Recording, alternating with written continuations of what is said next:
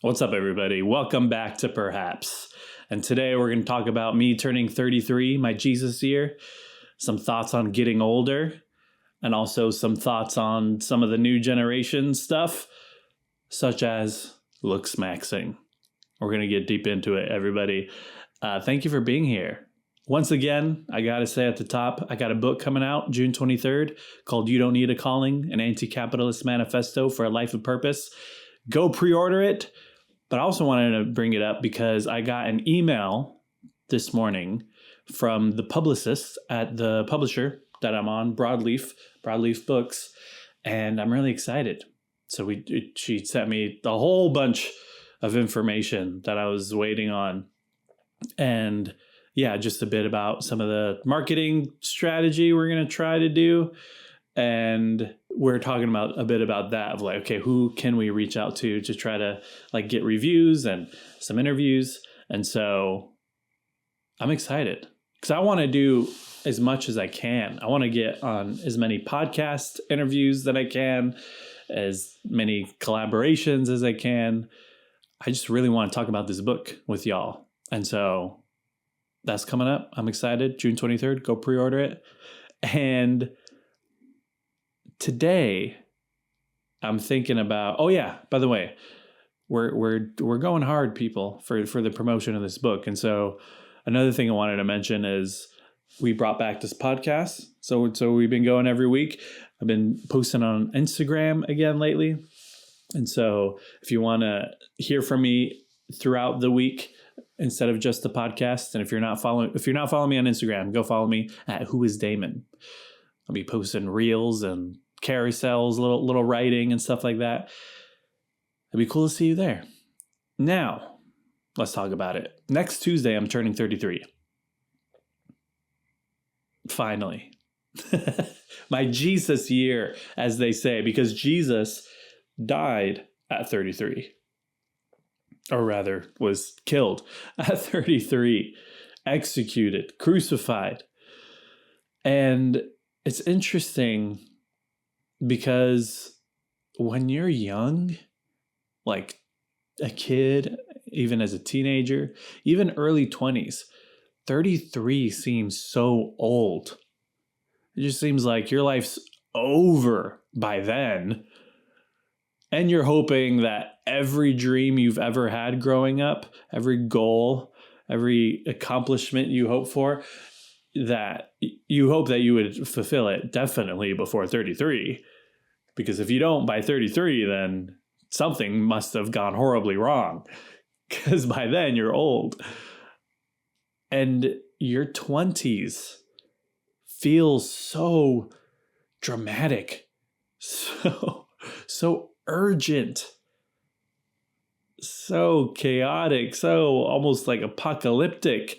Like you have to figure everything out in your 20s. You have to figure out your education situation, your career, and have a good career, a well-paying career. Hopefully get a home by then. Hopefully get a partner, get married or something, or have kids in your 20s. And if you don't, if you make it into your 30s and you haven't, then it seems like you expect, then something must have gone wrong. So I must have failed in some way.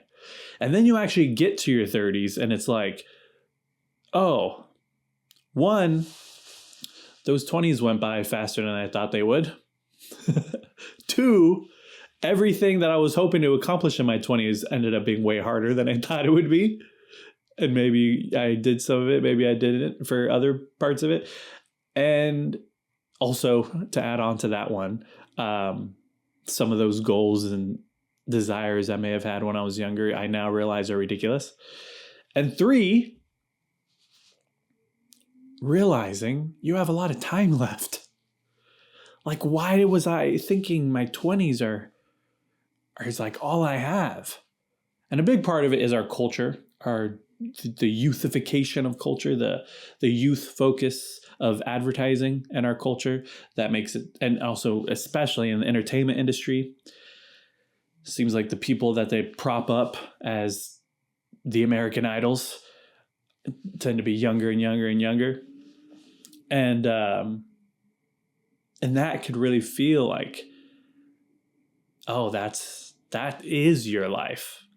As you watch these idols come up and they're as teenagers or early 20s and then fall off in their late 20s and then go disappear, washed up into obscurity, except for a small few. And it could really feel like that. Like I have to figure it out. Also, you may be seeing your friends from high school or church or wherever get married, and it just starts to feel like, oh my gosh, what am I doing? Time's running out. And like I said, then you get into your 30s and it's like, oh yeah, there's so much time left. I mean, there's so much time that can be left. I got a lot of life. And so that's what I'm thinking about. I was a little worried when I first turned 30 because I was thinking, I don't know. I was worried that people would see me a certain way for not having accomplished certain things, or not. I don't know. Or like I hang out a lot with my artist friends in Santa Maria, and at times that means going to local shows a lot. And a lot of those people are younger than me. And I was worried, like, oh, wouldn't it be weird if I'm like over 30 and I'm like still going to these local shows to support my friends who are like a variety of ages. And then I realized, oh, wait, that whole like stereotype of creepy older guy at the party, that guy is creepy because he's being creepy, like hitting on the younger girls or trying to act like he's younger than he is. It's like, I'm not that. What am I worrying about? I'm chill. Everything's chill. And so, and then, yeah, of course, like I said, you get into your 30s and you realize, oh yeah, I'm not that old. And then as you keep going, 31, 32, 33, you start to see some of the benefits. So one of the biggest benefits is realizing like, oh, I feel like I have so much less to prove. I feel like I'm not trying to, it's like, I know what I like. I know what I don't like. And of course, that's always growing and evolving too. A lot of life left. But there's certain things that it's like, oh yeah, I don't want to go to that party. I don't want to go to that thing. It's all good. I don't have to. I don't really want to hang out with so-and-so because we've actually never really vibed. That's okay. You don't have to. It's all good. That's what 30s have really felt like so far for me. That's been the big highlight of just being like, got nothing to prove, no one to impress. And I think about this book that I just wrote too. You Don't Need a Calling.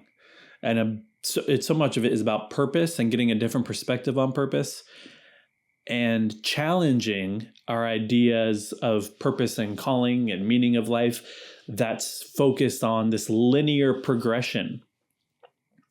This feeling like our lives matter only if we're progressing and growing and winning and gaining.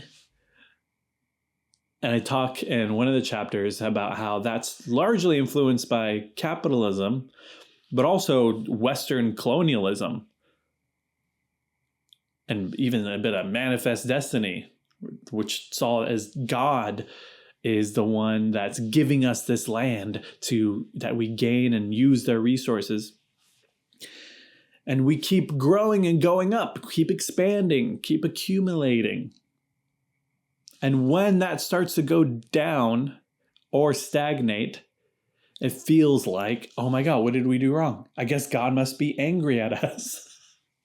Like that's the narrative. And then when people personalize that, it's the same kind of thing. Like, oh, I'm going up, up, up, up. This is how life is supposed to go. And if it stagnates or decreases, or you don't get what you want, it feels like, oh my God, I must have failed, or God must be mad at me, or the universe is working against me. What's going on? What's wrong? When in actuality, it's just based on a mistaken idea of what life is supposed to be like. And so that's a big part of the book. I get into so much more in the book, and spiritual wise, political wise, psychological wise. But as I was writing it, I was insecure about some things. I was insecure of certain people reading it and just thinking, I already know all this stuff. And one of those instances was I was worried that this book would just be some basic 30-year-old stuff. That this is only meaningful to people younger than 30 or people around 30. And meanwhile, older people would read it and be like, oh, there's nothing new here. I'm not learning anything from this book. Like, this book is what everyone learns in their 30s. Your 20s end and you realize life keeps going. But there's so much more in the book. Also, my experience is different than so many other people's experiences. So it's like, if you're older than me, or even a lot older than me, I think there's still a lot that you can learn from the book, because you may have gone through similar shifts in your growth in your life and all that, but we're unique. So you didn't go through it like I did, because we're all living different lives and we can all learn from each other, always. And what's also funny is I think some people are immediately assuming this book is for like high school graduates or college students who are just beginning to think about, what do I do with my life? What is my purpose? What is my calling? And that's funny, because I'm also over here thinking like, this is like a real 30-year-old book. And I also feel like this can really be meaningful to people much older, even retired people who feel like, oh, I missed my calling. I thought that I would find something. I thought I would figure it out, where I'd feel like that peak, that intense life, where that intense calling, high and holy, clear calling from God, that this is what I'm supposed to do with my life. And now I'm 60, 70, 80, and I never found it. I must have messed up. Those people also, I think, need to hear the message of this book. And so that's going to be interesting to navigate as I start talking to people about this book as it comes out, is making it clear that it's not just for a specific age group. But anyway, I'm going to end up living longer than Jesus. At least, Jesus of Nazareth. The Christ is a whole other conversation. But I don't feel, of course, and it's an interesting thing, I think this happens all the time. You have your birthday and people ask, do you feel your age? And it's like, I don't know, sorta. Some ways yes, some ways no. So in some ways I feel old. In other ways, not at all. I'm still a youngin'.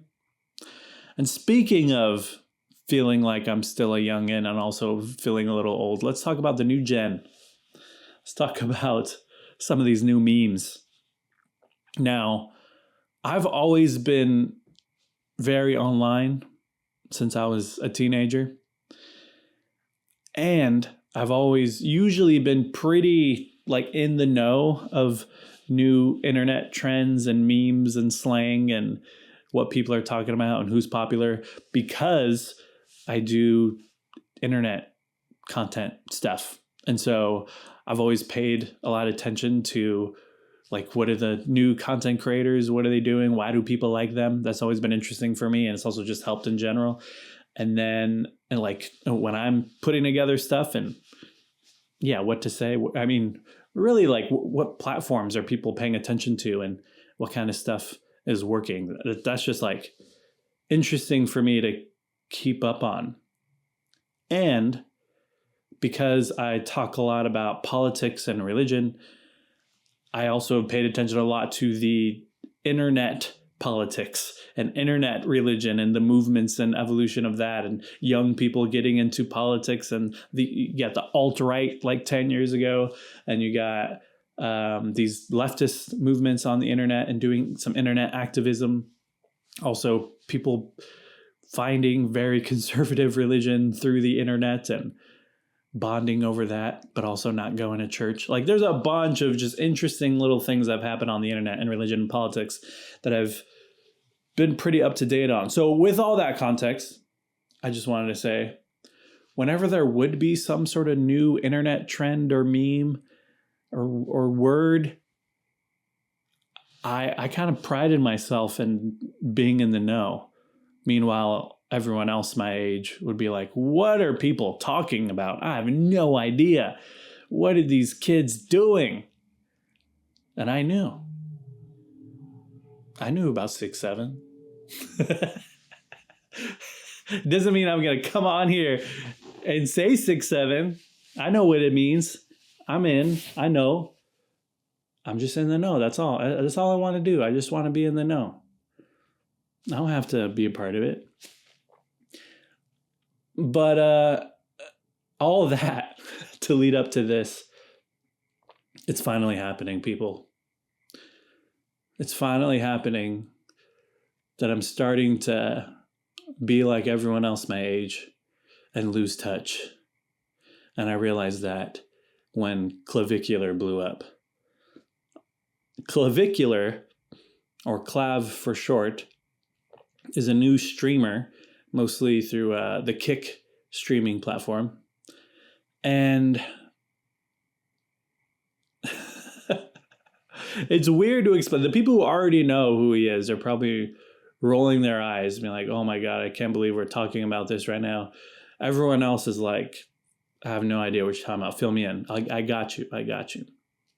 So Clavicular, 19-year-old, white, handsome, pretty bulky dude who is all about looksmaxxing, which looksmaxxing is all about just improving your looks, like your physical looks, mostly your face, and making that a priority over everything. Just trying to look better as much as possible.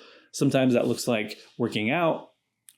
Also looks like doing like certain skin routines. Also looks like extreme diets to try to look good or look slim or whatever.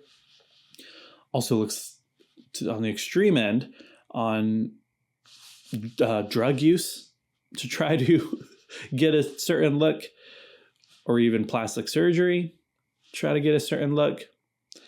And it's just about looksmaxxing. And I first saw this dude on a clip where someone was interviewing him and he was talking about how he does meth because it works as an appetite suppressant. And he said he does it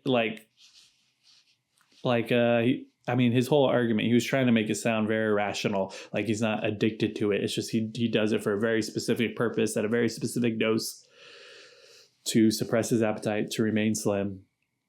And everyone who saw this clip was like, look at this weirdo.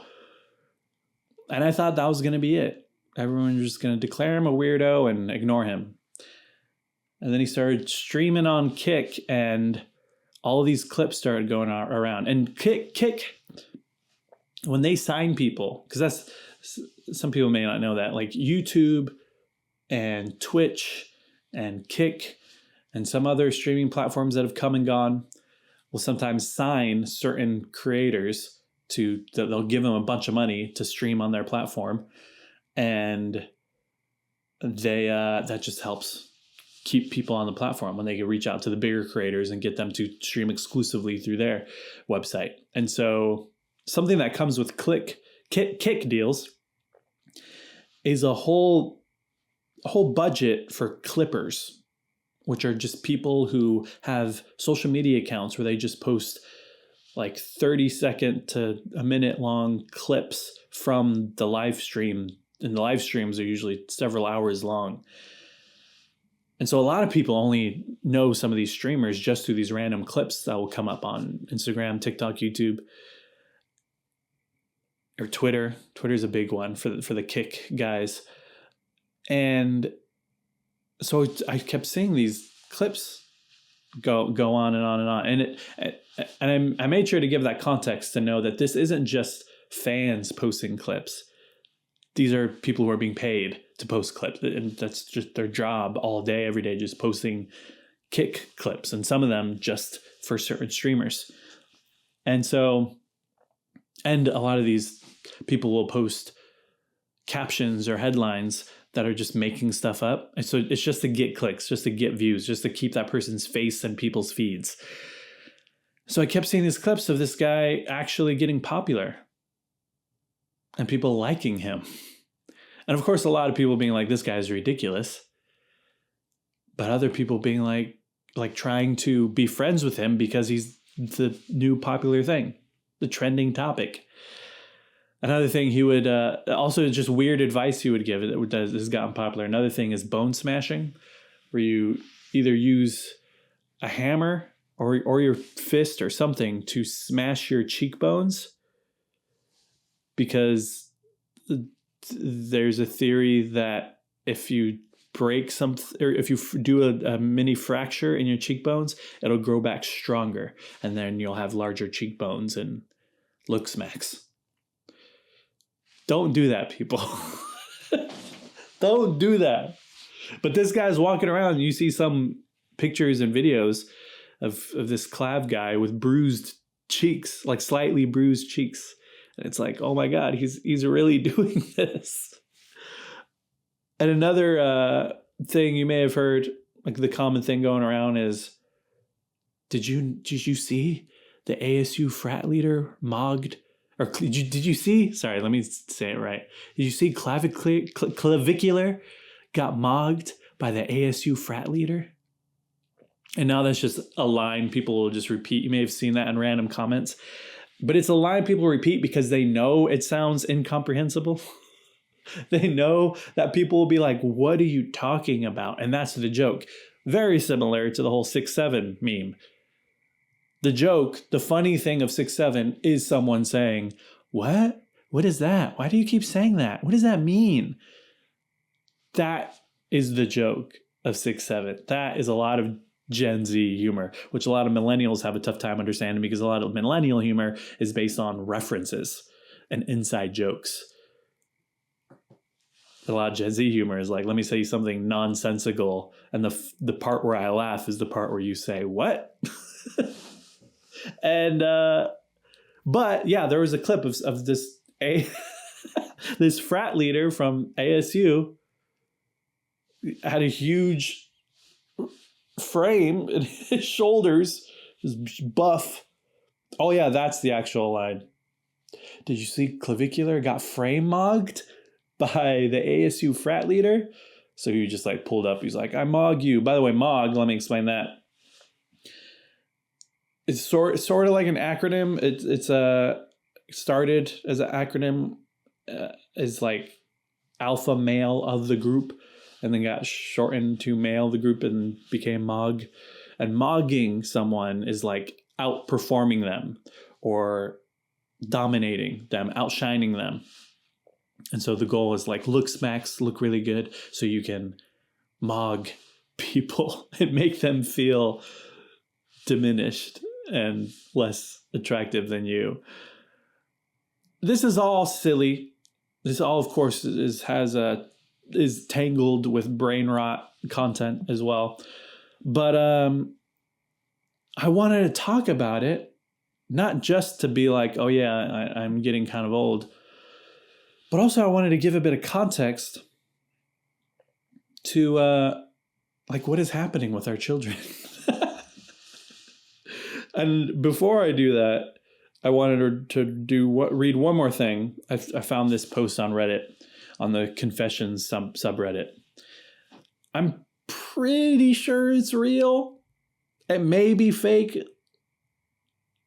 I'll admit that, but I'm pretty sure it's real. A mother talking about her 16-year-old son. The title is "My 16-year-old son won't stop talking about jester maxing, and it's starting to scare me." Now, this just happens with internet language as words get connected together and evolve. You just have people attaching other words to the word maxing. And jester maxing is this term that people in this crowd use as a way of basically like maxing out on your humor. And some of them would say like the people who aren't as attractive as clavicular and others have to do jester maxing. And it's usually said as like an insult. But anyway, let me read this. She says, "I really don't know what to do here. My son is 16 and he's always been the funny one in the family, cracking jokes, doing impressions to make us laugh. But lately, it's like that's all he does, and it's getting out of hand. A few months ago, he started saying jester maxing constantly. Before school, he'll go, 'Time to jester max today.' Or when he's on his phone, he'll laugh and say, 'That was peak jester maxing right there.' I figured it was some stupid meme at first, but he literally uses it for everything now. He'll come home from being with friends and tell me, 'Mom, I jester maxed so hard at lunch, everyone was losing it.' Then he practices these over-the-top faces and dances in front of the mirror while saying stuff like, 'Gotta keep the jester max energy up.' It's weird. I asked him straight up what it means because it sounded off. He got kind of mad and said, 'It's about being entertaining so people actually notice you, and serious dudes just get ignored, but jesters get the clout.' He showed me some videos of this guy dancing like a maniac in a club and people in the comments calling it jester maxing god tier. It honestly looked humiliating. Now he's doing it at home nonstop. He'll just interrupt us at dinner with some loud random joke or impression, then stare at everyone waiting for a huge reaction. If we don't laugh enough, he gets quiet and says, 'Y'all don't get the jester max,' and walks off. Family time is exhausting because it's like he's performing all the time instead of just talking normally.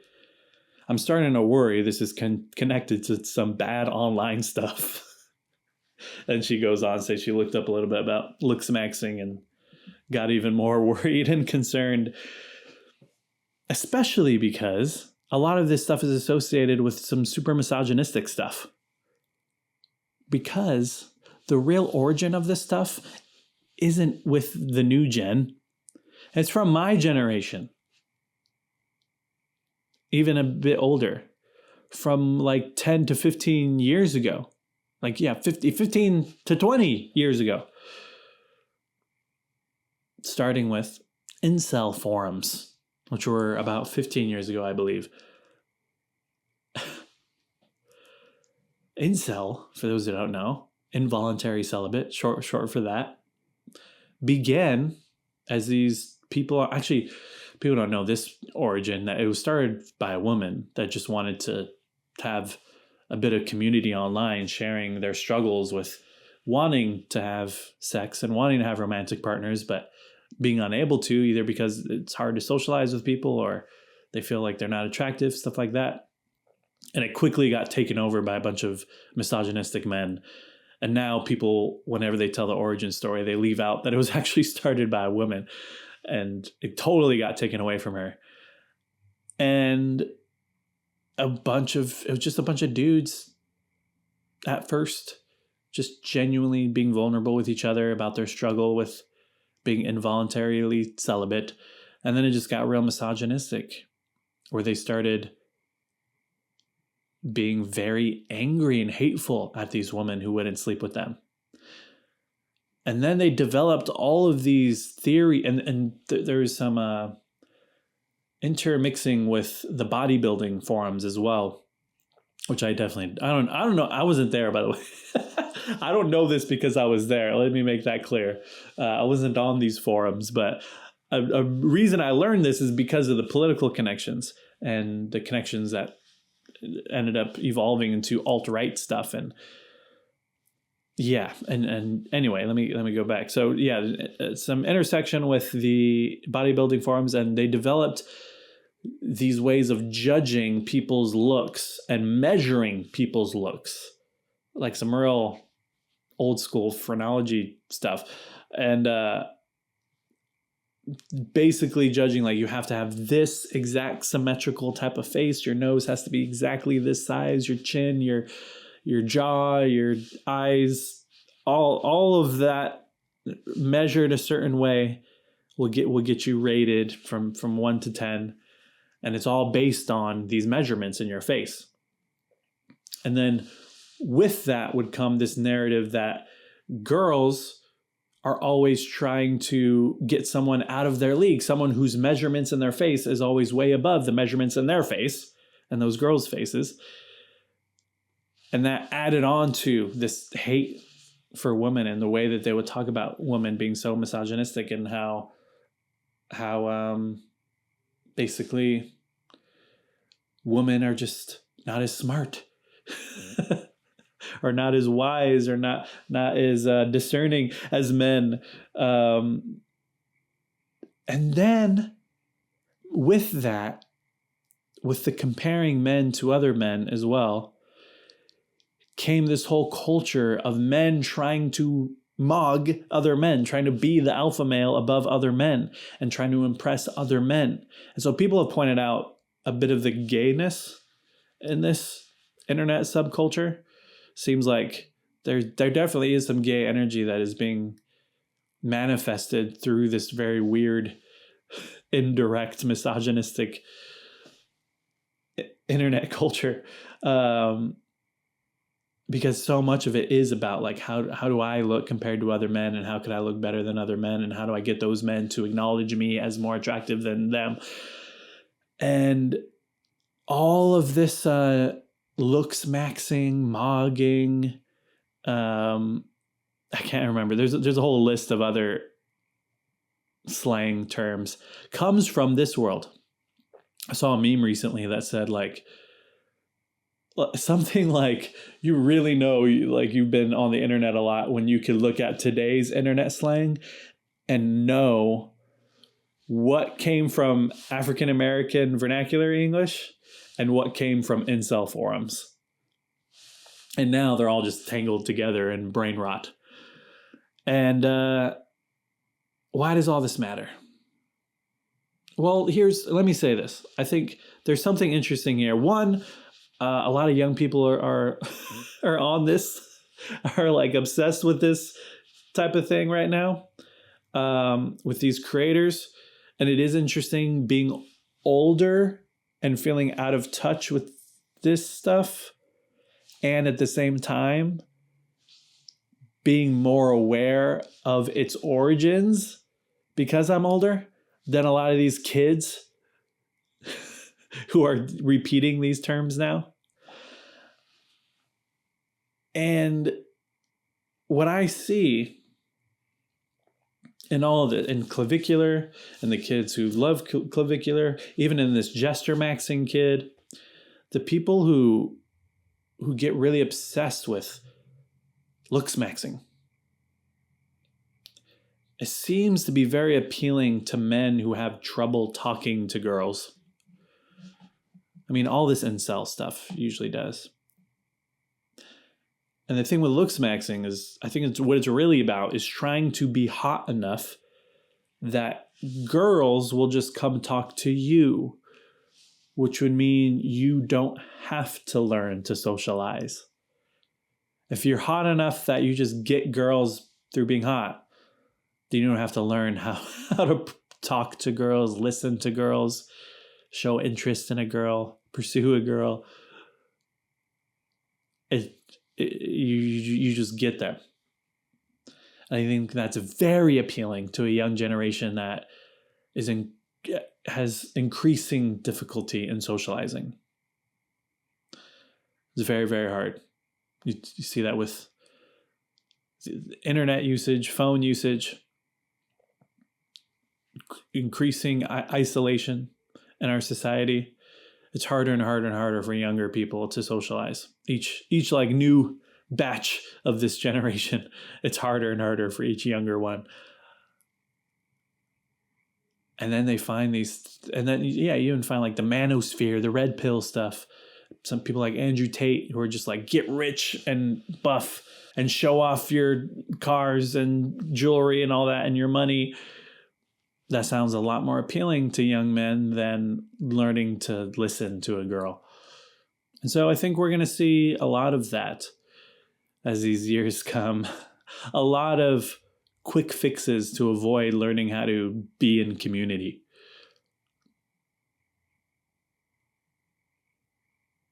Whether that's through these wild content creators that are just all about dominating other people, outshining other people, making fun of bullying other people.